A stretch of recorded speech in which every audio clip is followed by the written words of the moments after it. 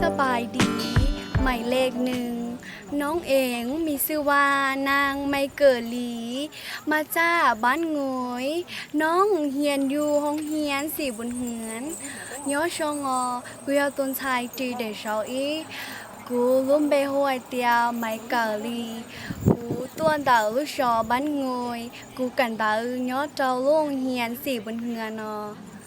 ว่าเช่า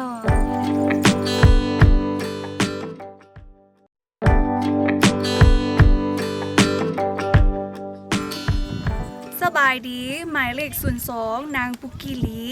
น้องกำลังเรียนอยู่ที่โรงเรียนมศสุนสวรรค์น้องมาจากบ้านพลมีไซขอขอบใจย่อชงกูลุ่มเบฮูปุกกิลีกูยอดูชายตีได้เช้ากูต้องต่อกันดาวย่อจะหาลูกเชกันดาวมศพลสวรรค์กูต้วนแต่ลูกชอพลมีไซแล้วยอใส่สนาตัวอวดเจ้าขอขอบใจ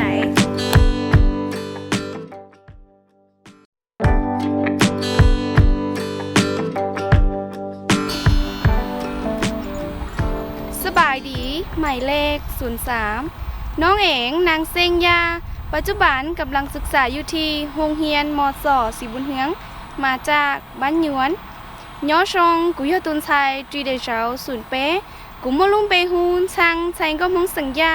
กูต้องต่อกันดาวย้อนแต่ลูกเจ๊เก่ามศสีบุญเฮือง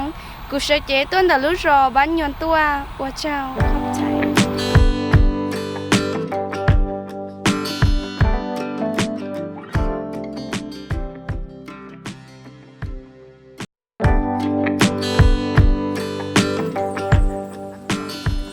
สบายดีหมายเลข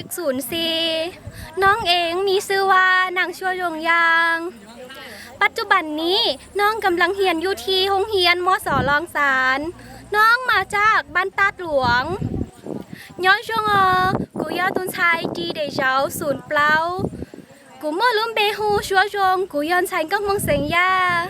แต่ชิโนกูตาตัวเก่ายอดเจ้าลูกเจเก่ามศลองสารกูเชื่อเกต้นดาวลูกจอตาดหลวงขอขอบใจโอเจ้า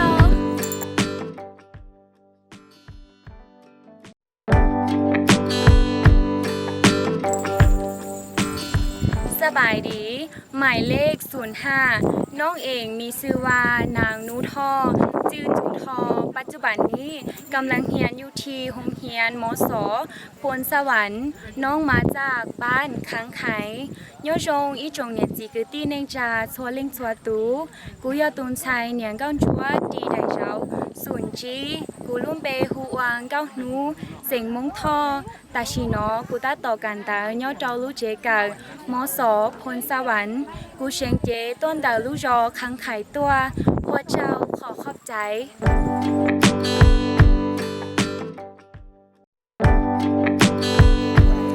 สบายดีหมายเลข06น้องเองมีชื่อว่านางดัวจีนจงนะทรงปัจจัย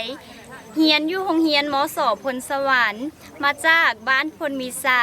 ย้อชงกูยตุจีได้เจ้าศูนย์เจ้ากูโมลุ่มเปหูไฮเตียดัวจีนจงนะชงปัจจัยกูกันดาวย้อตัวเฮาลูกเชกันดาวมศพลสวรรค์กูตัวลูกชอพลมีไซตัวว่าเจ้าขอบใจ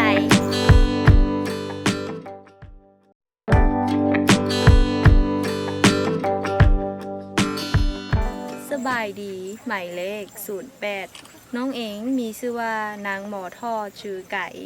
ตอนนี้กำลังเรียนอยู่โรงเรียนมศสีบุญเฮืองมาจากบ้านสีพลใสย้อรองกุยตุจีได้เราส่วนหยีกูรุ่มเปฮูหมอท่อชื่อไก่แต่ชินอกูได้ต่อกันได้ดาวลูกเจไก่มศสีบุญเฮืองต้นดาวลูกรอสีพลใสตัวว่าเจ้าขอบใจ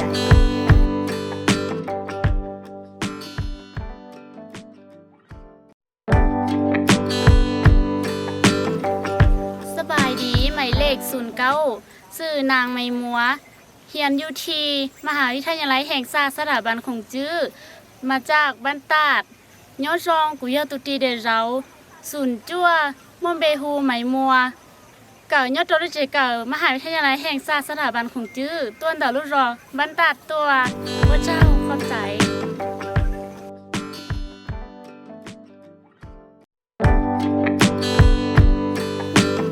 สบาย ายดีหมายเลข10น้องเองมีชื่อว่านางดวงใจล่อศึกษาอยู่ที่โรงเรียนมสพลสวรรค์มาจากบ้านสีพลใสย้อชงกูยอตุตีเดเจ้าเก่ามอลุมเบหูไฮเตียดวงใจล่อย่อลุเจกันดาวมสพลสวรรค์ย้อลุยอบ้านสีพลใส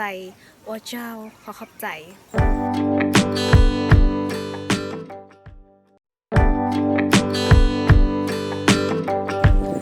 สบายดีหมายเลข11นางปลายฝนรอปัจจุบันนี้น้องกำลังศึกษาที่โรงเรียนมศพลสวรรค์น้องมาจากบ้านพุทธศาสตร์ใต้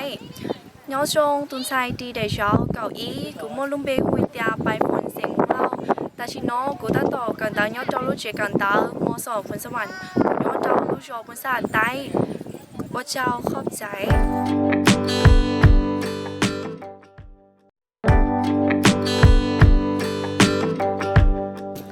สบายดีหมายเลข12น้องเองมีชื่อว่านางยูมิล่อเปรียยาวปัจจุบันน้องกำลังเรียนอยู่ที่โรงเรียนมศพลสวรรค์น้องมาจากบ้านโพนสว่างย่อชงกูยอตุนชัยตีได้เช้าก่ออ้อกูมาลุมเบฮูนางยูมิล่อกูเจนกันดาเฮารู้เจกันดามศพลสวรรค์กูต้วนแต่รู้ชอบพลสว่างตัวว่าเจ้าขอขอบใจ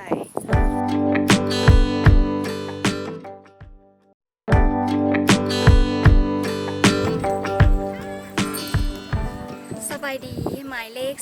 13น้องเองมีชื่อว่าไซมีนาย่างเนงจื้อปัจจุบันเป็นพนักงานอยู่ที่ธนาคารที่สาขาแขวงเสียงขวางน้องมาจากบ้านพลสว่างยอดรองตุนชัยตีเดเราเก่าเป้กุมอลุมเบฮูไฮเตียไซมีนาย่างเนงจื้อแต่ชิโนกูตะตอกว่าเฮาหรือยอดจะเฮาธนาคารที่สาขาเสียงขวางกูตัวเฮาลุรอพลสว่างตัววัชราใช่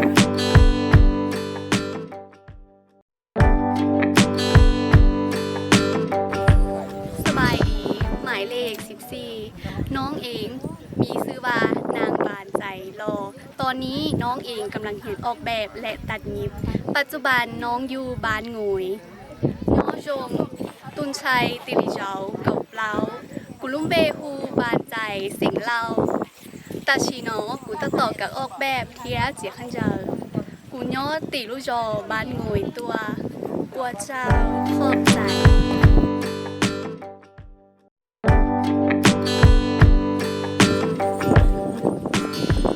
สบายดีหมายเลข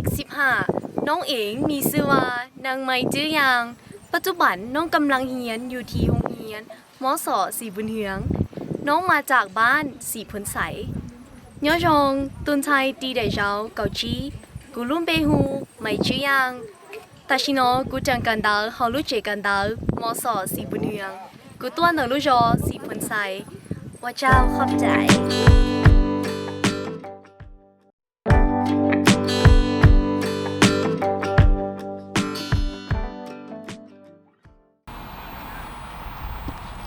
สบายดีหมายเลข16น้องนางปานีวาญยาวือปัจจุบันกำลังศึกษาอยู่ที่โรงเรียนมศพลสวรรค์มาจากบ้านงวยย่อจงกุยตุนชัยตีเดเจ้าเก่าเจ้ากุมอลุมเบฮูปานีฉันก็มองเสียงว่าแต่ชีนอเจอกันได้เฮารู้เจอกันได้มศพลสวรรค์ตัวไหนรู้จอบ้านงวยตัวว่าเจ้าขอบใจ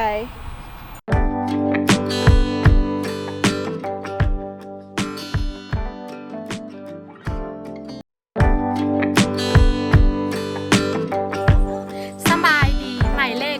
11น้องเองมีชื่อว่านางเบาย่าจือเนียมาจากบ้านยอดเงิมปัจจุบันกำลังศึกษาอยู่ที่วิทยาลัยศิริมงคลย้อรองกูยาตุนชัยจีได้เราชิตือเก่ายีกูลุ่มไปหัวเบาย่าจือเนียย้อรู้รอยอดเงิมตัวแต่ชีนอตาต่อกันเดินย้อตาหอรู้เจกันเดินตีเชียศิริมงคลวัวช่างดาวขอขอบใจ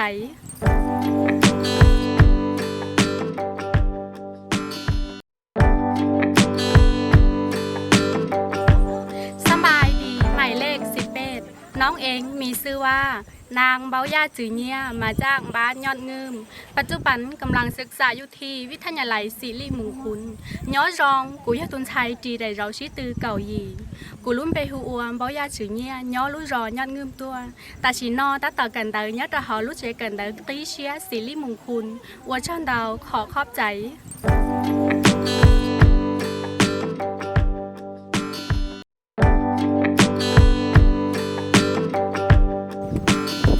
สบายดีหมายเลข 19 น้องเองมีชื่อว่านางซื้อย่างมาจากบ้านสามแยกหนองเป็ดปัจจุบันน้องกำลังเรียนอยู่ที่โรงเรียนมสหนองเป็ดย้อชงแต่นอกุยาตุนชายตีเดเจ้าเก่าจั่วกูมอลุ่มเบฮูซื้อย่ากูต้วนเดอรู้จอสามแยกหนองเป็ดตัวกูตัดต่อกันเดอย้อเจ้ารู้จิกันเดอมสหนองเป็ดย้อตัวชงนอว่าเช้าขอบใจ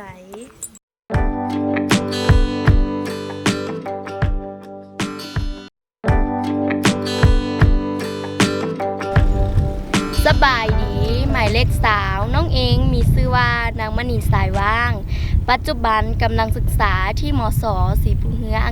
มาจากบ้านโงยย้อยรองตุนชายจีได้เจ้าเน่งก่าวกุมอลุงเบหูมณีสายสิงว่างตาชิโนตาต่อกันดาจะรู้เจกันดามสสีผู้เฮืองกูชาเกตวนแต่รู้รอบ้านโงยตัวว่าเจ้าขอบใจ